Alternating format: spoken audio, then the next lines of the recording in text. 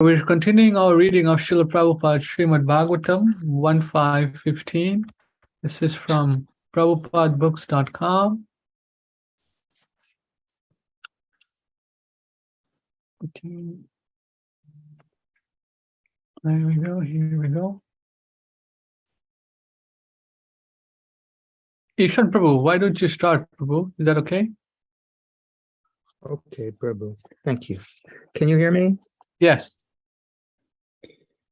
Hare Krishna. Try. Srimad Bhagavatam with translation and commentary by His Divine Grace, A.C. Bhakti Vedanta Swami Prabhupada.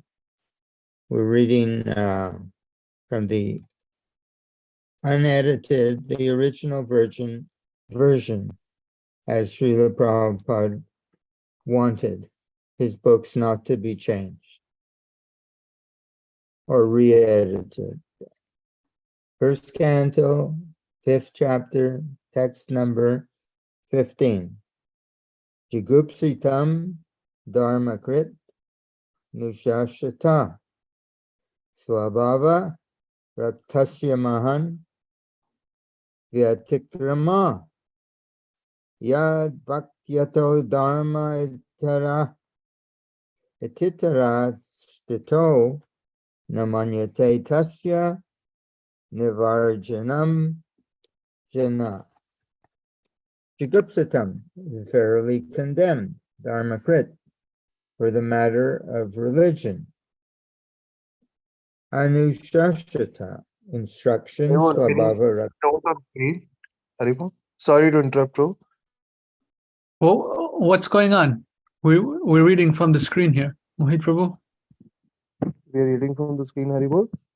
Yes, yes. Can you see? Can you not see? Got it, Haribol. Sorry to interrupt. Please continue, bro. Swabhava raktasya, naturally inclined, mahan, great,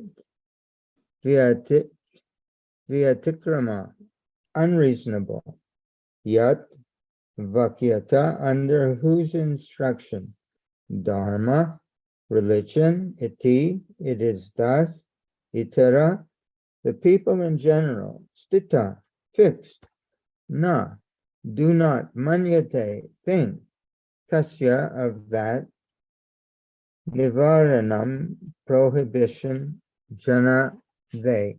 Translation by Srila Prabhupada. The people in general are naturally inclined to enjoy, and you have encouraged them in that way, in the name of religion.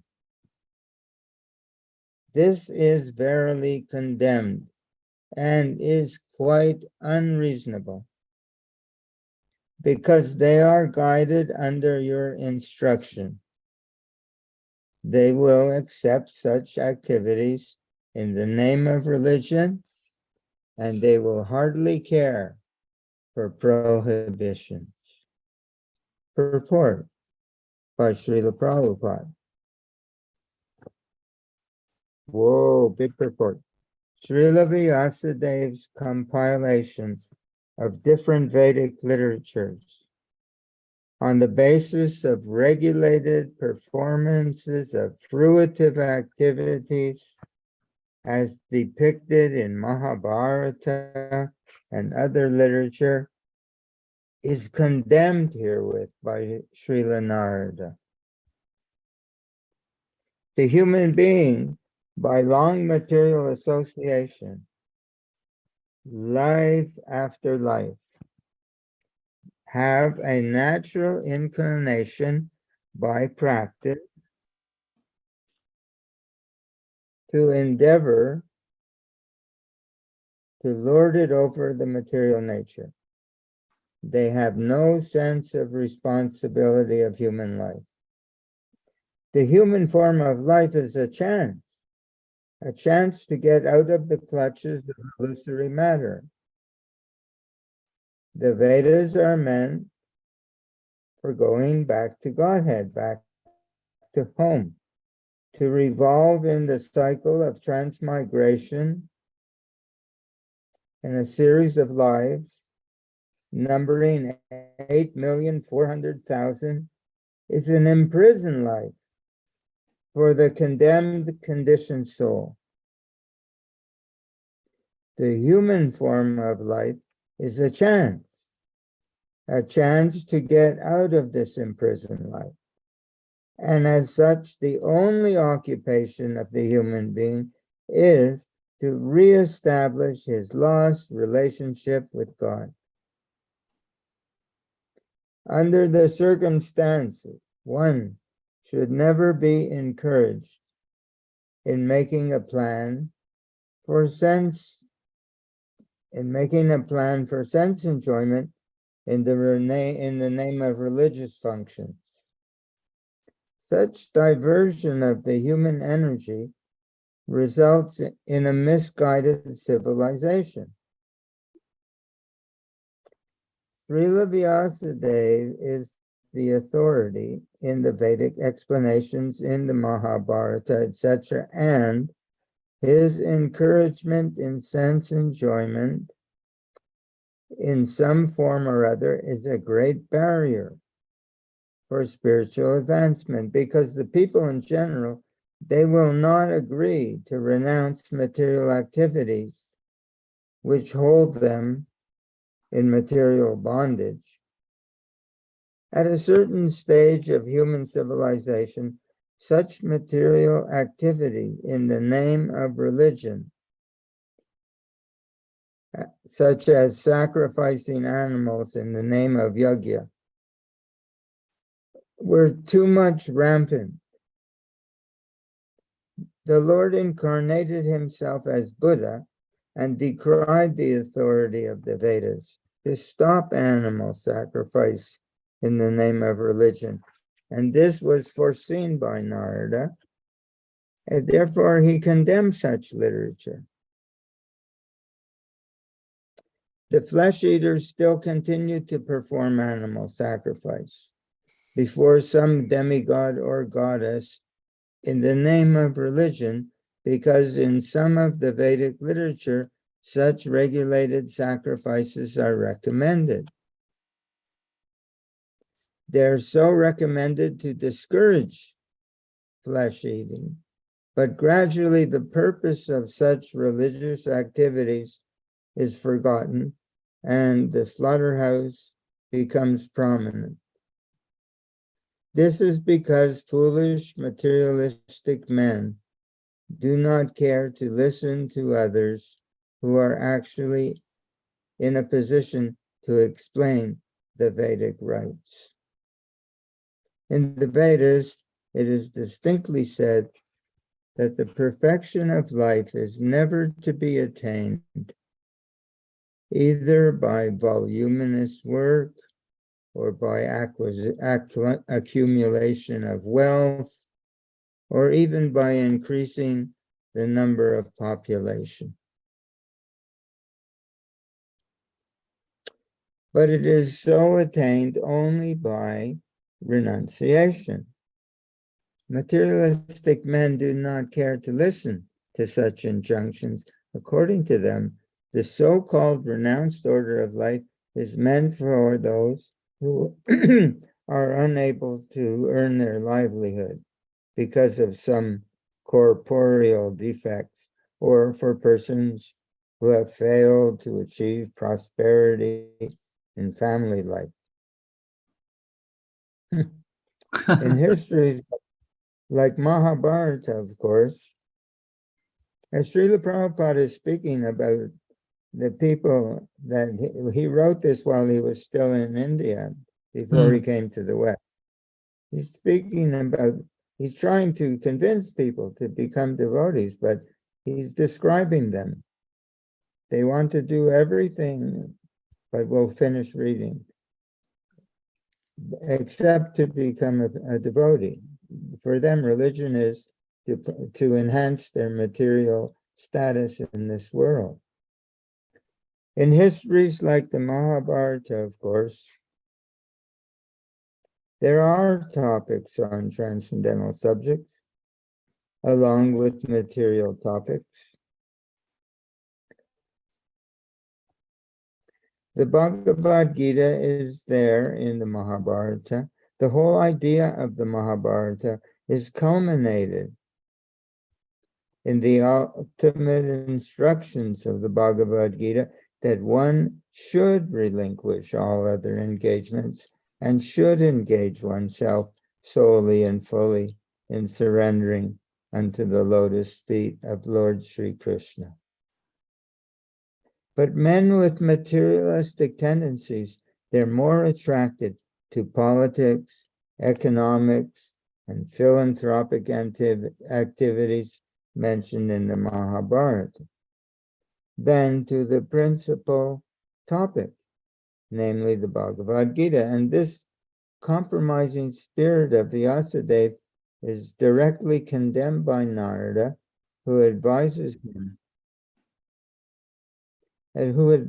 him to directly proclaim that the prime necessity of human life is to realize one's eternal relation with the Lord, and thus surrender unto him without delay. A patient suffering from a particular type of malady is almost always inclined to accept edibles, which are forbidden for him. The expert physician does not make any compromise with the patient by allowing him to take partially what he should not at all take. In the Bhagavad Gita, it is also said that a man attached to fruitive work should not be discouraged from his occupation, for gradually he may be elevated to the position of self-realization. This is sometimes applicable for those who are only dry empiric philosophers without spiritual realization. But those who are in the devotional line need not be always so advised.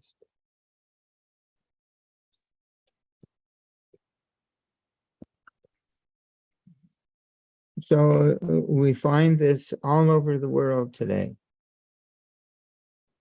If a person, Srila Prabhupada tells the story of during World War II,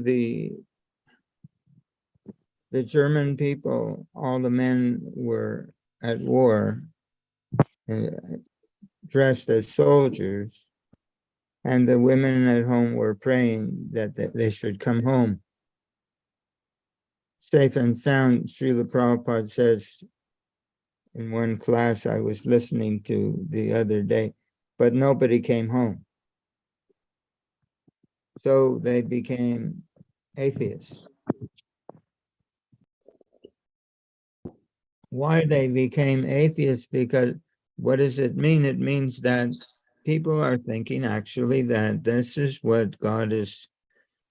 He's there to make our material life nice. And they relate to God in that way. In other words, they have no idea what religion is really. We are in this cycle of birth and death for millions of births. We are here because we wanted to enjoy materially. We wanted to be forgetful of worshiping Krishna, of loving Krishna, of taking pleasure in Krishna's happiness. We wanted to be the central person, the enjoyer. We wanted to be the proprietor, the enjoyer, and we wanted to be the controller. We all want to be Krishna or God. And Krishna has given us an opportunity. And Srila Prabhupada says that it's like making a bargain. You make a bargain with somebody. It's business that you give me this and I will give you something in return. You give me this product, I I will pay you this much money. You sell me a house, I will give you your price. It's a bargain. But he says that we've made a bad bargain, because in order to have this independence, our suffering is so terrible, so great, and we're in this cycle of birth and death, and we experience these threefold miseries: the miseries of the mind, the miseries of the body, the miseries that other living entities inflict on our mind and our body, and the miseries of the providence, the demigods. There are earthquakes, there are tidal waves, there are volcanoes, there are plagues like COVID, there are forest fires, there are famines, there are droughts, there are wars. And no matter how good life can become in the material world, no matter how successful, we all grow old. Birth, old age comes. Srila Prabhupada was talking the other morning, I heard. He said that the old men are going to nightclubs to be with young women. He was in France. Hmm. And they have to pay money to go into the club. He said they want to have sex, but they can't do it. The body won't do it. The desire is still there, just as if they were young, but they can't do it. So old age, disease, and then death. So no matter how successful, Srila Prabhupada was talking about Ford, who created the for the motor car, Ford. Most wealthy person, most inconceivably wealthy person. He said, but where is Ford today? So the idea is, no matter how good we get material arrangements, we can't keep any of it. Its material nature is so strong, so stringent. And if we don't follow all the rules, Srila Prabhupada spoke of one man who was a highly placed politician in India, and astrologers said that he became a dog in his next life in Switzerland. So then the real purpose of religion is to break out of this terrible situation. In other words, what Srila Prabhupada says, to make the best use of a bad bargain. We've made a bad choice. We wanted this independence. We wanted this forgetfulness of our inherent relationship of loving reciprocation with Krishna. We wanted to have that so that we could be little Krishnas, little gods, each one trying in his own way, which sets us all in competition. Everyone is in competition, and everyone in the material world is subject to enviousness. And it's just the nature, because we want that position. And everyone else wants that position. Therefore, there's friction over the slightest thing. Over the slightest thing, people are becoming angry, or they're becoming frustrated because they want to control material nature to exploit it, but material nature won't allow them to do it. And things don't work the way we plan. Therefore, there's frustration and anger. So people are living in great anxiety constantly. There are thousands of medicines. We think that's a sign of progress. All it is telling us there are thousands of diseases, etc., etc. So So spiritual life is not about how to make our material situation, to enhance our material situation. But there's so much of that in the Vedic literature, and there's so much of that among so-called religious people that in the name of religion, they're trying to enhance their material life. So this is what's being discussed, and the idea is that the real business is how to get out of this situation, how to finish it once and for all. It's like being in a prison. It's like being in an insane asylum. It's just a terrible condition we're in, and very few can recognize like that. Therefore, everyone is struggling. The scientists are struggling how to make improvements, how to avoid this disease, how to avoid that disease. They're looking for a cure for this, for that. Why? Because they want to live happily in the material world. Krishna consciousness is the ultimate cure.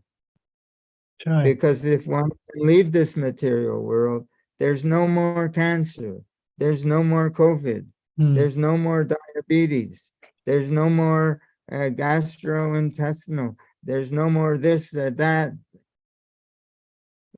So this is what is being discussed here. And I'm reading now in the 7th canto, Prahlad Maharaj, Hiranyakashipu, is sending his son to school, and in the school, the two children of Sukracharya, the spiritual master of the demigods, Amarka, I forget the other one's name. They're trying to teach him all of these ways, how to be a good politician, how to. There's so many rules, etc. How to divide and conquer, how to do this, but it's all about material advancement. And Prahlad he won't learn it. And he's talking to his classmates that this is all nonsense what they're teaching us. Not only that people are materially inclined, but these literatures are encouraging people how to become materially happy. And here it's condemned because there is no material happiness. Material happiness is flickering and temporary, and it cannot endure, and people grow old.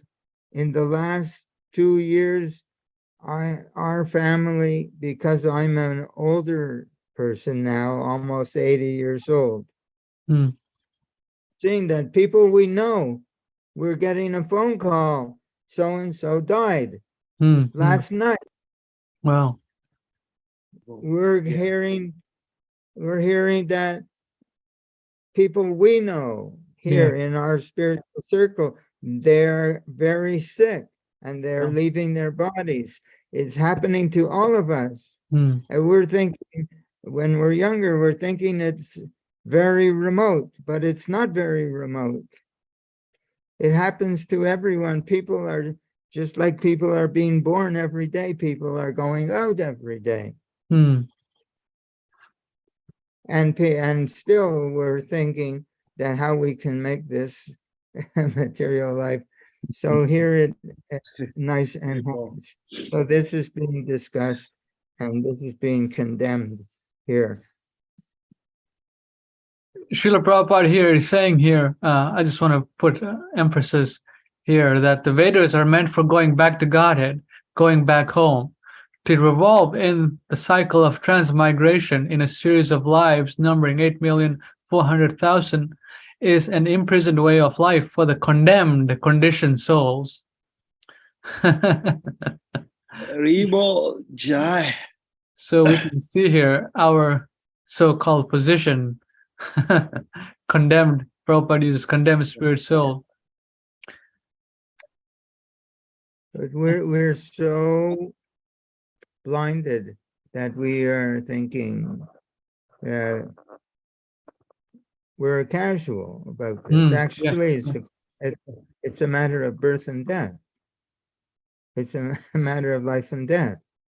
We're all standing in line waiting for our number to be called, and no one knows when their number is going to be called. Good one. Please hear this message if you can. This goes for every mortal man. Your number now is in the can. They'll call it so discreetly. When death comes knocking at your door, you'll ask him who he's looking for. He'll point at you and say no more and carry you off completely. Chopped off. Some hear these words and choose to scoff, and others, they will shrug it off. But Mother Nature's in the loft. She sees all that we're doing. Her partner, he is Father Time. They too have a production line. They clock you in and clock you out. No overtime for you, dear. Said the grasshopper to the ant, oh, the time is now to sing and dance. But winter came, and just by chance the cold wind made him shiver. No preparation had he made. They carried him off into his grave. It served him right, that foolish knave, and justice was delivered. So this is going on, and this is what people have to become sober. Somehow, or everything in society, every advertisement you get, every invitation, you get invitation for credit cards. I get invitation almost once a week. What are they saying? Hey, you deserve it. Become in debt to us. Become go owe us money.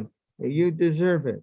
And then we charge you interest. Everything is exploitation. Nothing is for our upliftment or our benefit. Nothing. It's all, and millions of products, and every advertisement you see people, they're so happy, big smiles. Their life is so wonderful. It's not, it's a lie. It's a lie. So we're surrounded, but people believe that lie. Yeah. And therefore, this is called consumerism. They can never have enough. It burns like fire, Krishna says in Bhagavad Gita, and is never satisfied. Hare Krishna. So when we have to become sober enough to, but if you put this simple knowledge in front of people, but they can't grasp it. They're too busy. They can't hear it because they're trying to arrange their life to make their life happy in the material, but it will never be. So whatever our position is, we all have a different position because of past karma. To make the best use of a bad bargain is to somehow or other engage in spiritual cultivation so we can get out of this. We have to come to the position wherein we like spiritual life. We don't do it because we should. We do it because we like it. We do it because feeling close to Krishna we begin to recognize this is what I've always been looking for. And this is my Hare Krishna. That's very tasteful, bro. That's the taste of Krishna consciousness. Hari Bol, cheers. Cheers. They're thinking, cheers. It means that they're thinking by drinking alcohol, we can become happy. That's what cheers means. This is going to make you cheerful. And what does it cause? And how many people are dying in automobile accidents because they're driving their new car after cheers. Hmm. Everything backwards and upside down in this world. Srila Prabhupada also mentions here about the flesh eaters still continue to perform animal sacrifice before some demigod or goddesses in the name of religion, because in some of the Vedic literature, such regulated sacrifices are recommended. They are so recommended to discourage flesh eating, but gradually the purpose of such religious activities is forgotten, and the slaughterhouse becomes prominent. That is because foolish materialistic men do not care to listen to others who are actually in a position to explain the Vedic rites. So we come to this point here that Srila Prabhupada is explaining all this wonderful instructions to all of us for the whole world to take into their life immediately. So we're very fortunate to have this Bhakti Vedanta commentaries on the actual purpose of the human form of life, which Srila Prabhupada has very expertly presented in English. So it's just amazing that he's covering all these things in one paragraph. I mean, yes. Srila Prabhupada addresses this, that it's not for a slaughterhouse. If one wants to eat, they should take an animal, Srila Prabhupada writes, like a goat, not a cow. Go Brahmanaya Hitaya Cha. Namo Brahmanaya Devaya. Not a cow, and they should take an insignificant animal, and it, according to Veda, it can only be done on one night of the month, at a certain stage of the moon. And the person who kills the animal has to say a prayer given in the Vedic literature. And the prayer is to whisper into the animal's ear, in this life, I am taking your life so I can eat your body. In the next life, I will be the goat and you'll be the human, and you'll take my life. And so this is what it means. It's given in a way to discourage. But people are, it's not about opening a slaughterhouse. It's very, very restricted. And the same thing, I have the one book, it talks by a priest who is Muslim. The man has to look into the eyes of the animal that he's going to cut the throat. The man has to do so many purification practices first, takes half of the day to wear certain clothes, to be clean the body, to do so many prayers, to do this, that is so difficult to do it properly according to scripture. It's all for discouragement. It's also, it says in Veda, when they were doing like Ashwamedha Jagga, a horse sacrifice, the animal would go into the fire and it would come out with a revived young body. And only a priest who has the power of mantra, that the animal will come out with a fresh body from the sacrifice, only such a priest is qualified to do such a ceremony. And in this age of Kali Yuga, no one is qualified to do that. They could start the sacred fire, just by mantra. Then put the animal into the fire. Animal comes out with a fresh new body. Then you can not. That is not so different from slaughterhouse mentality. And for that killing, it makes it such that nobody can be attracted to spiritual subject matter like we're discussing if they're breaking these regulative principles. Srila Prabhupada says it's not possible. It's not possible to be attracted to Krishna consciousness for one who is eating the flesh of animals. Therefore, they're condemned. They have to stay in this material world. But we try. Srila Prabhupada tries. People like Srila Prabhupada who come only to this world for helping us, they give every ounce of their energy for trying to help us. But only those who are suffering sufficiently can listen. And the others are still trying to enjoy. They think, and let us make a revolution, a political revolution, then we'll all be happy. Let us get a PhD in this or that science, and then we'll be happy. Let us do medical research, and then we'll be happy. Let us have as much sex we can have, then we'll be happy. It's all a kind of madness, but the pure devotee tries.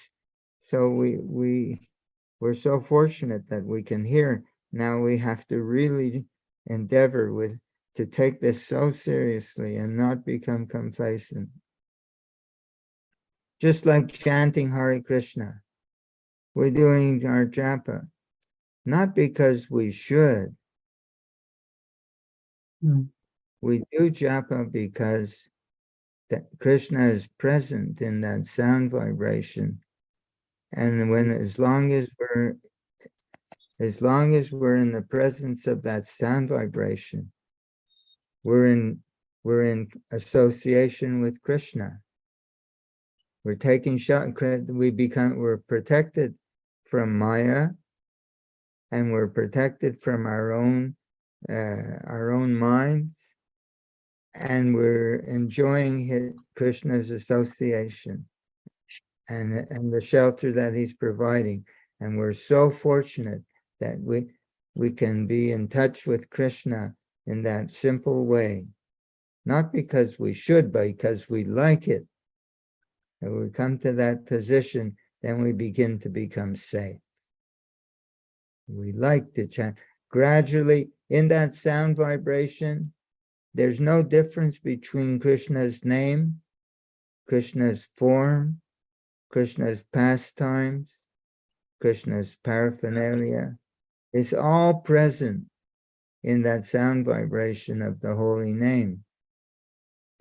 Gradually, we will realize that, and then we will not be able to give up the name even for a second. Jai. Hare Krishna. Hare Jai, Hare Krishna.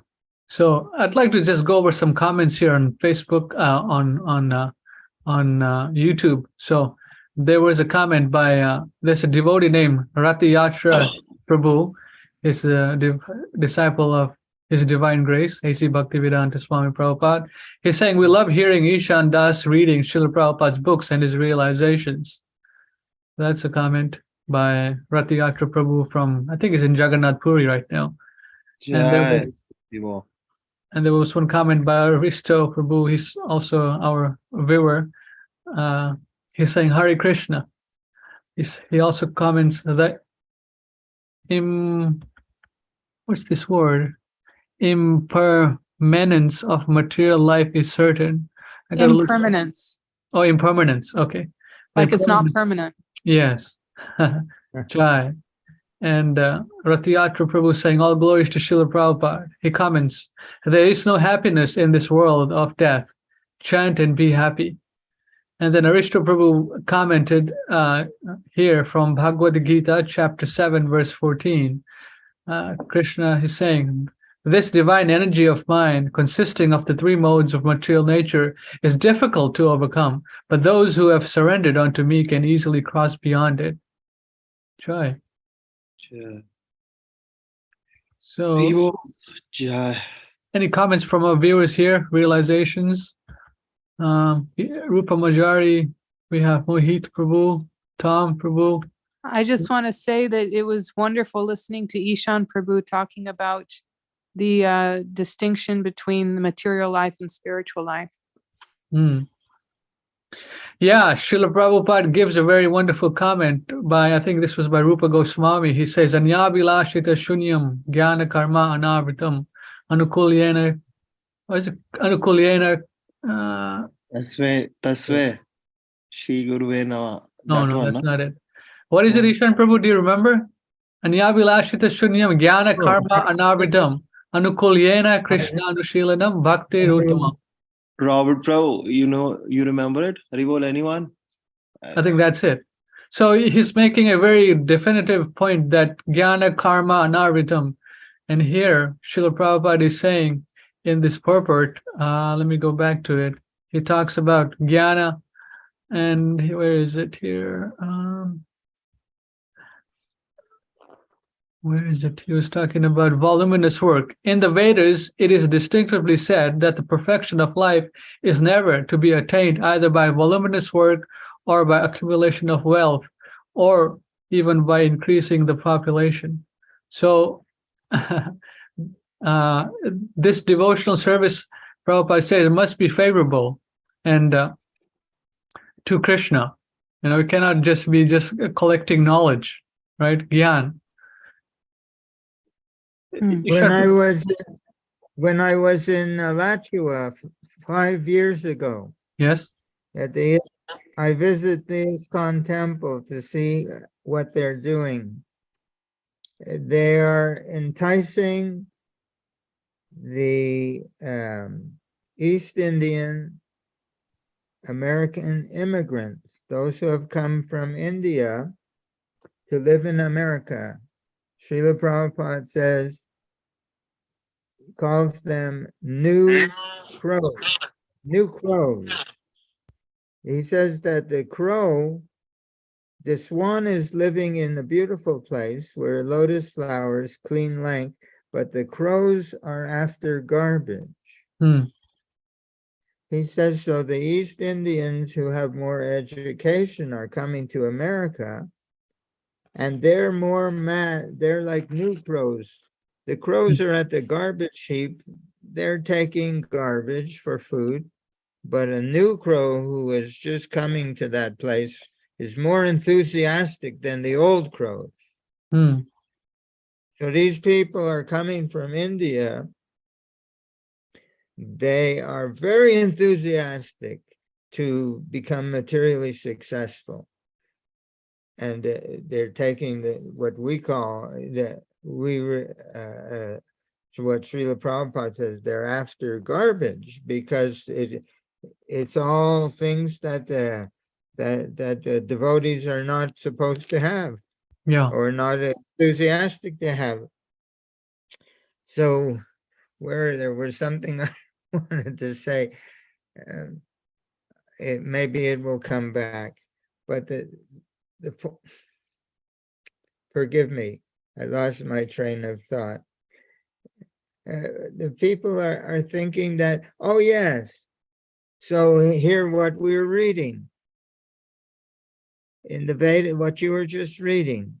Yes, in the Vedas, it is the perfection of life is never to be attained. How? By increasing the number of population.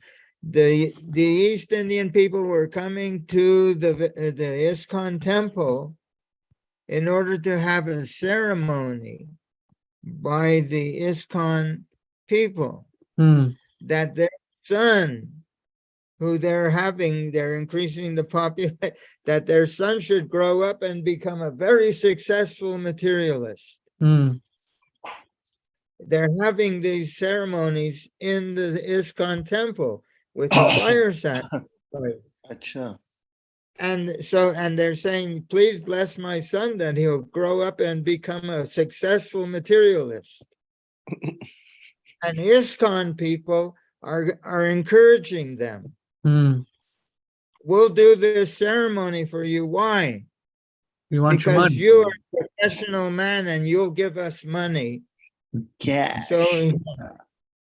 So we can build a new toilet room in the temple to receive guests. True. If we're trying to raise money to have a fancier toilet room. So to do this, they're performing these. This is where ISKCON is today. Yeah, it's very unfortunate. I've had some experiences here in Sacramento. We collected some money and then we wanted to build a temple. And I was like, we've been devotees for some time, some for 20 years, some for 30 years. And I said, we should give, our own income and let's have a temple for Srila Prabhupada. But these guys were never for giving their own income. They were always wanted to collect from the outside population. They did not want to. They were like, let's collect from the outside and, let's hold on to our so-called money. So And that means that we have to compromise our values. exactly. To collect outside means I was a president of a temple in Canada at one time. A large foreign population, and they wanted to do demigod worship. Anyway, so that's all being condemned here in this purport that we're reading. So in order to have but the ISKCON people then, that was 1980s, they were courting these people. Just like a man is courting a woman, you give flowers. Why? So you can have, what do we want from women? So, in the same way, to exploit them. So, in the same way, these people wanted to do demigod worship, and they wanted to have a priest who would maintain the temple building. That would be a Hare Krishna devotee, ISKCON devotee. And ISKCON wanted to exploit these people in order to pay for the building. So they had to allow demigod worship in order to get their money. So so therefore, these things are being discussed and condemned. And the right way is Srila Prabhupada, those who are in the devotional line need not be always so advised. The last sentence. The Bhagavad Gita, yeah. Anyway, we're very fortunate, but so what we have to do, what do we want to do? We want to become devotees. So what does it mean to be a devotee? It means to have our love for Krishna reawakened. It's dormant in all of our hearts. It's our natural inherent quality of the spirit soul, is to have this feeling of affection, this feeling of love for Krishna. And there's nothing that can enable us to get out of the cycle of birth and death. Krishna says, Bhaktya mam abhijanati, I will not be revealed to anyone by any other means except if they love me. That there's no other way. It's not by being a good boy, a good person, a bad person, this person, that person, very austere, very full of Vedic knowledge, very full of this, very full of that, pious activity, good karma, yogi. None of the Krishna does not want anything like that. What is it? In the 6th chapter, end of the 6th chapter, Yoginam api sarvisham, of all the yogis, and all kinds of yogis. Madgatain antaratmana, within the core of the heart. Madgatena, Gati is the goal, who makes me the goal within the core of his heart. Of all the yogis, that one, how does he do that? Shraddhavan bhajate yomam. Shraddha, with great faith, bhajate yomam. With love, who makes me the goal of within the core of his heart with great faith and great love.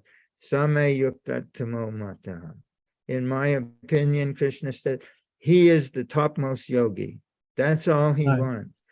Sarvadharman parityagya mamekam. You give up all this idea of religion, this, that, and the other thing. Mamekam, just become surrendered to me. Aham tvam sarva papevya, all sinful reaction. Moksha, I free you from all of that. I'll take all that away. That karmic binding you, tying you to this birth and death. I will remove it. If you just throw away all these ideas of religion and you just become my devotee. How? Manmana bhava mad bhakto. You always think of me. Become devoted to me, mad bhakto. Madhyaji, you worship me. Mang namaskaru, you bow down to me. Mame vaishyasi yuktvavam atmanam matparayanaha. Narayana parayana, to be attached to Narayan. He said, you become attached to me. and I will free you. So we want to develop love for Krishna, and there's no way to develop love for Krishna except by the association of a pure devotee who has love for Krishna. Right. There's no other way to wake it up. This is the science of Krishna consciousness. Of course, anyone who chants Hare Krishna, anyone who does anything properly, they're going to get some benefit, but ultimately it's to come to this understanding how this love of God is going to be awakened. This is our ticket out of the material world. So, and this is, we're going to, as these verses in this very chapter are going to, Narada Muni is going to explain to Srila Vyasadeva how he became a pure devotee by associating with pure devotees. And that there's no other way to become a devotee. We have to receive his blessing. We have to associate with him. So, and this is, we're going to be reading about this, Hare Krishna. So in this present time, in Srila Prabhupada's movement, it's very easy to get association with the pure devotee. Just turn on, get his original books and then listen to his lectures. His lectures are there, his conversations are there. So enough material is available online, and association is there with the pure devotees. So my question is, yes, Ishan Prabhu, you're going to make a point? One can read the books. It's not so much. It's all purifying. When Sanatan Goswami was associating with Lord Chaitanya, Sanatan Goswami is such an elevated person from Nitya Siddha, from the spiritual world. And Lord Chaitanya is giving him instruction, and he's saying, I want you to write books for this Krishna consciousness movement. So we can read today. We have so many books written by the Goswamis. Sanatan Goswami says, I've received all your instruction, just like we can read these books and receive all this instruction. But he says, but unless you give me your blessing, there's no way these instructions become manifest in my heart. Why is Sanatan Goswami saying this? mm, is for us to understand mm, that, yes, it's important that we read these books, but ultimately we need to have Srila Prabhupada's blessing on us, that everything in these books becomes manifest in our heart. right. There's no other way. So then we have this, well, how can I receive Srila Prabhupada's blessing? Mm. I have to have a personal relationship with him. Mm. They say that he lives forever by his divine instruction and the follower lives with him.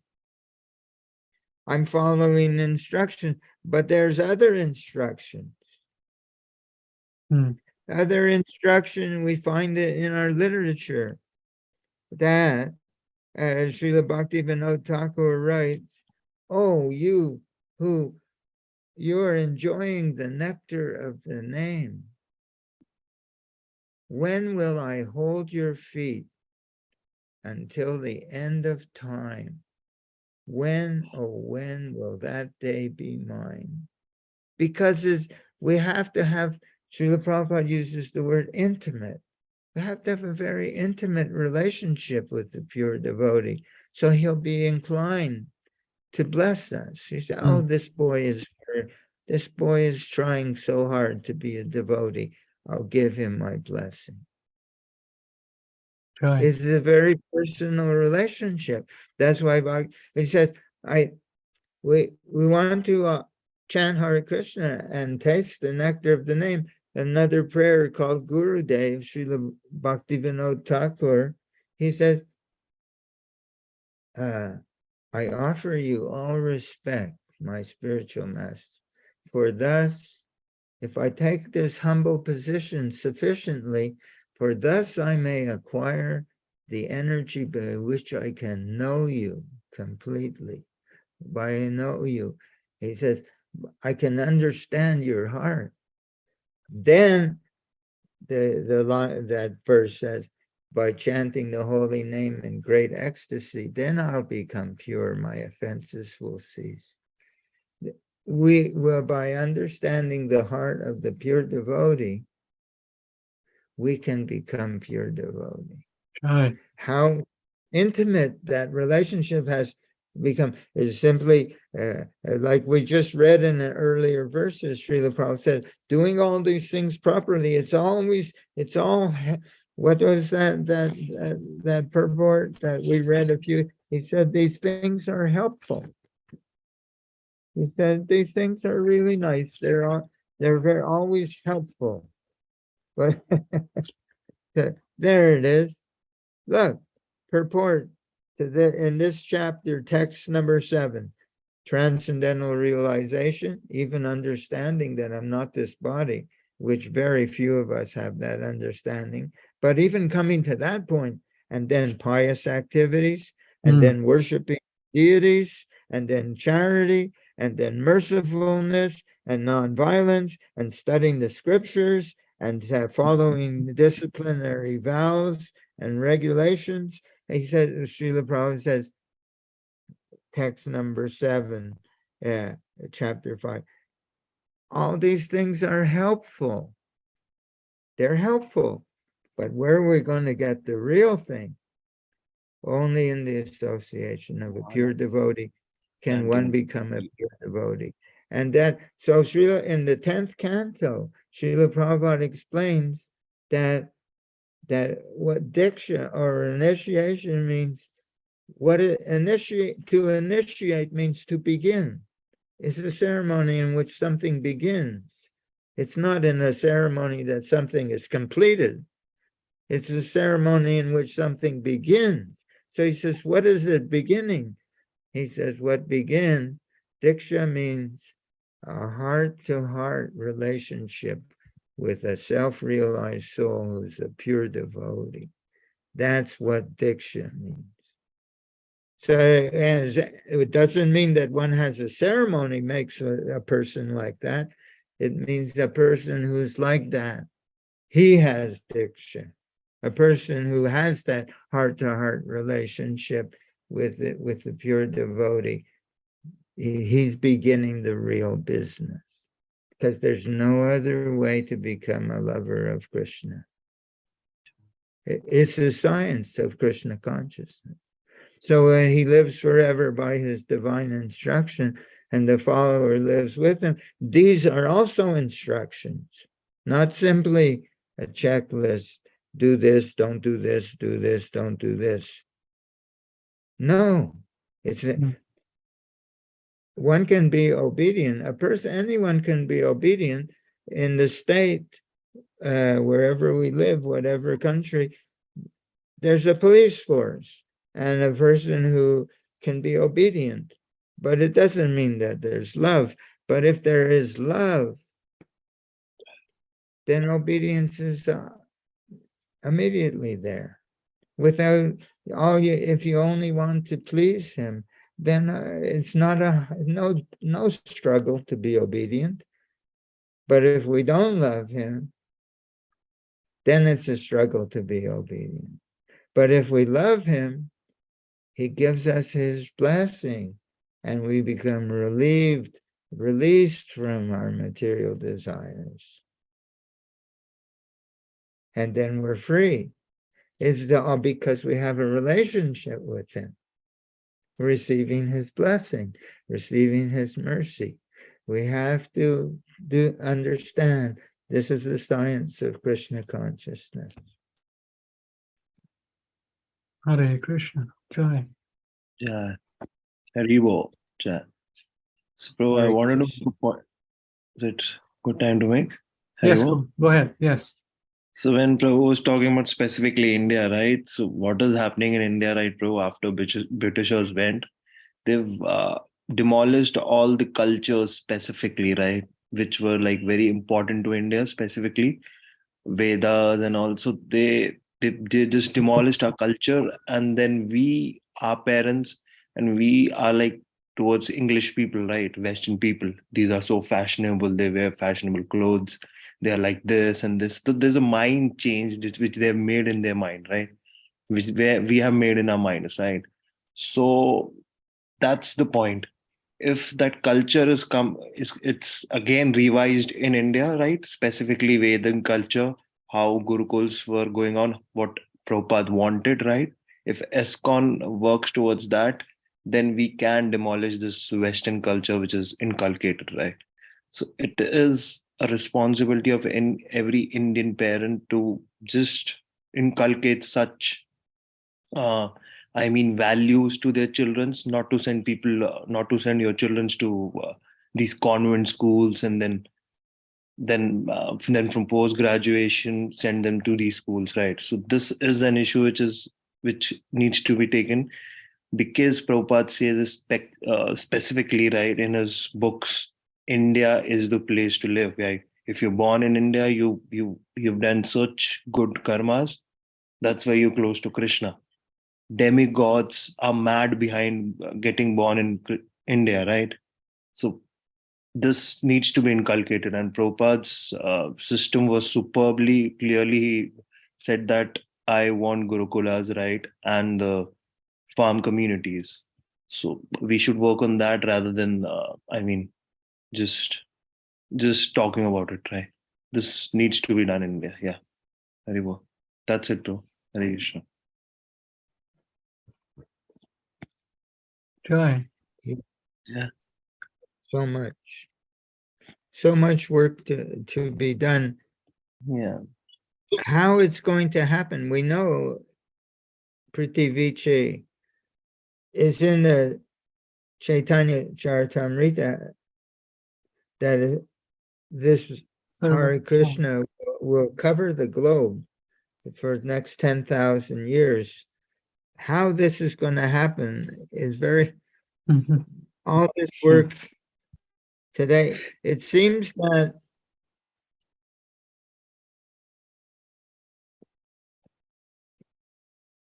things in the material world go in cycles. America became the most powerful country in the whole world. Now America is on the brink of total destruction, financial collapse. Yes. Terrible debt. everything is, the whole world is like this now. Everything can fall apart, all these artificial systems, and nobody's growing food, like Prabhu Waste of has time. Yeah. mentioned. Yeah. So it seems that, and the people who came to America, they were being spiritually suppressed in Europe. And they came here so they could become serious about their spiritual process. And so the first thing from Dharma, then Artha, they became the wealthiest country in the world. And after Artha, Dharma, Artha, Kama, then they say, oh, well, now we have everything. Now let's enjoy. Then they become materialistic. And then what happens in that cycle, they become, everything falls apart, and and then they again become, so we're on the verge of, the whole world is on the verge of collapse of all of these dysfunctional systems, of all of these materialistic, atheistic systems. And the war is threatening on all fronts. Everyone's building their bombs and missiles, and they're hurting each other terribly all over the world. So, and now there's great problems with droughts, with forest fires, with floods, with everything, because we're breaking the rules. Nature is responding, giving feedback, and the economy, everything is collapsing. Out of that might come a great need. It seems that the whole world, why is there so much suffering? It's to discourage us from our mad desire to want to be materialistic and enjoy in this way. That's what the whole material world is created by Krishna, to discourage us.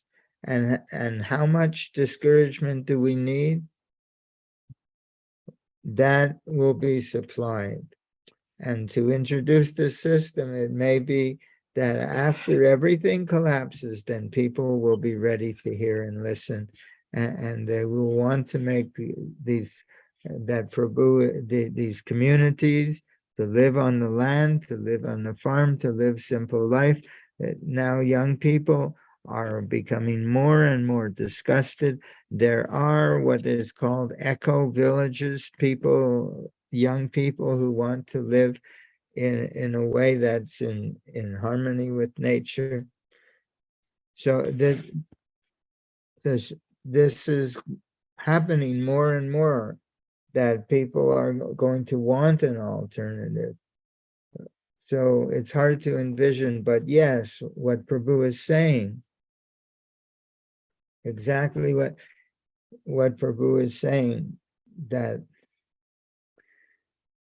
this somehow or other, how can we be part of this? How can we help to in whatever small way or great way, whatever our we all have some different. One person is born, is very influential without trying. It's just nature. Another person very insignificant. I'm a very insignificant person. But each of us in our own way, how can we should, Srila Prabhupada wanted us to think, how can I be, because I asked Srila Prabhupada, can you give me some service? He said, try to understand our philosophy. What would you like to do for Krishna? What would you like? So then each of us has some kind of gift from Krishna. Some Uniqueness. kind of, to do something, and to, how can we help bring this movement forward? We maybe come back in our next life and again and keep going, keep doing some service. But in our present situation, what can we do? We should be thinking like that. Not be satisfied. Oh, I'm a devotee now and everything is good. No, we should be thinking. As Srila Prabhupada said again and again in the literature, we should be thinking, how can we be of benefit to the world by somehow or other distributing Krishna consciousness in some way or other, So each of us has some gift to Krishna has given us, some ability to do something. Just I'm going to town, I have a bag, and I have these little books, Perfection of Yoga. I see a person, I put it in their hand. I say, here, read this, check it out. No cost, it's free. And I pass out a dozen books, then while I'm doing my errands, whatever. Some little thing we should all try to do. Try. How can we, Hare Krishna. So, bro, I think one day if you guys can come to India, right, we can just build an eco village like this, right? If possible. I'll take you all guys to Vrindavan and every spiritual places, and then we can build something like this. Yeah. If possible, yeah, bro. All Krishna's mercy, Radharani's mercy, yeah. Anyway. There's a comment by one devotee on this program here. His name is Tom. He's joining us for the first time. He mentioned to that discussion we were having about Indians or ISKCON devotees, going after material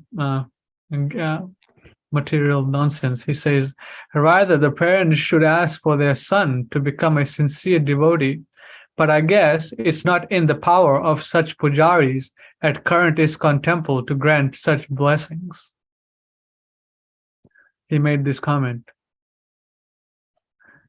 Yeah, I mean, Prabhupada. No, it's not, yeah. Yeah, they're correct. He's point blank on target, bro. Because they're behind material things, right, bro? They want money, they want donations, right? Of course, they'll do those pujas which will give you much and much of packages, much and much of business, and this and all.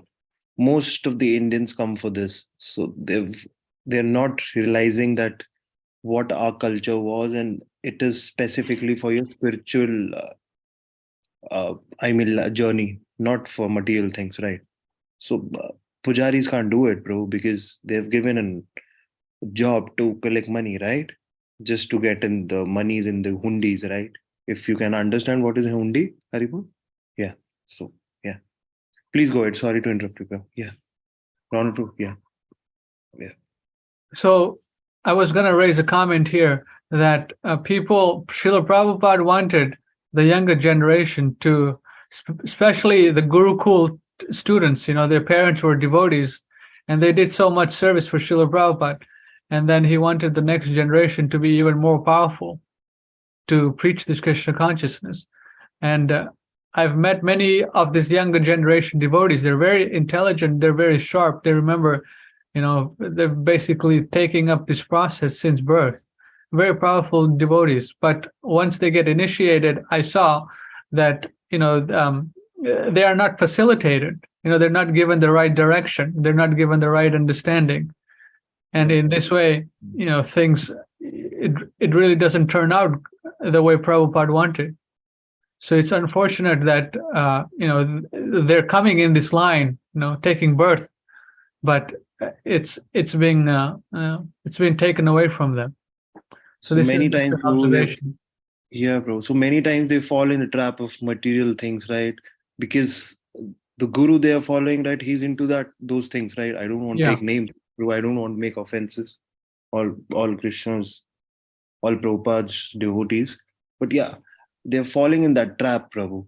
And to make them out of that trap, we need to do something, right, bro? Because it's like horrendous, bro, which I've gone through various people. I've talked to various people.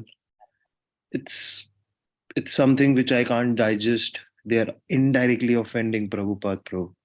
So, not indirectly, I mean, I can say now directly. They show Prabhupada's books and they show Prabhupada's, Samadhi. And on that name, they're just doing a horrendous work. It's an offense you're doing to a pure devotee. Where would these guys take this donation money, bro? I don't get this. And how much donations, bro? How much donation? How much money do you need for living a simple life, bro? Mm. They're not understanding this, right?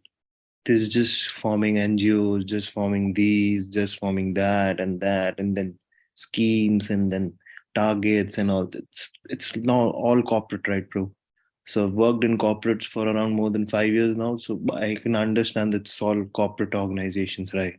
This level, that level, this and this and this. Prabhupada never wanted this, but bro, what to say? We just can tell people what is the truth, right? If they want to understand, it's their call, right?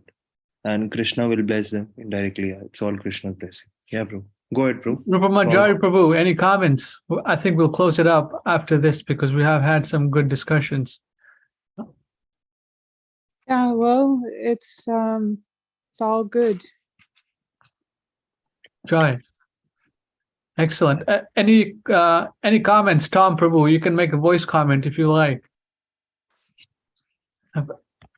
Let me just check if there's any messages. Here.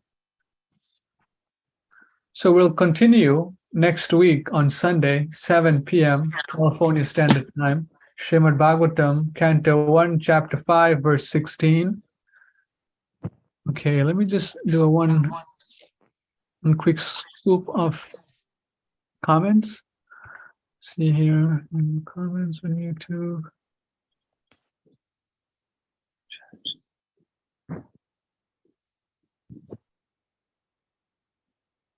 Okay, there's no more comments on YouTube, Prabhu. No, Ishan Prabhu, thank you very much for joining. Mohit Prabhu, Tom, Robert, Rupa manjri. We'll see everyone next week on Sunday, 7 p.m. We'll be reading Srimad Bhagavatam 1.5.16. Thank you, Prabhuji. Hare Krishna, all glories to Srila Prabhupada. Hare Yeah, Krishna. I'll go to Srila Prabhupada. Jai. Glory to Srila Prabhupada.